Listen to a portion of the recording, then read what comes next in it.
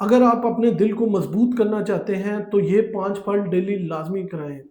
पहले नंबर पे सेब, ये जो है कोलेस्ट्रॉल को कम करता है और हमारी खून की नालियाँ जो है वो साफ़ करता है। दूसरे नंबर पे जो है वो है केला या बनाना। इनमें पोटेशियम की मिकदार बहुत ज़्यादा होती है जो कि पट्ठों में क्रैम्प्स को ख़त्म करता है, दिल के पट्ठों को जो है वो रेस्ट देता है। इसके अलावा इलेक्ट्रोलाइट बैलेंस करता है।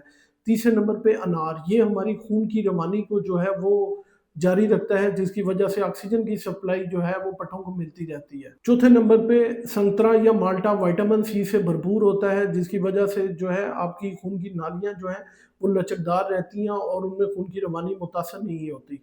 और आखिर में है बेरीज़, ये एंटीऑक्सीडेंट बहुत अच्छे हैं, जिसकी वजह से खून का लोथड़ा नहीं बन पाता और आपकी जो खून की रवानी मुतासर नहीं होती, दिल के पट्ठों को ऑक्सीजन मिलती रहती है और वो ठीक तरह काम करते हैं। तो डेली रात को सोने से पहले मिक्स फ्रूट का एक छोटा-सा बाउल बना के अपने दिल की सेहत को बेहतर कर लें।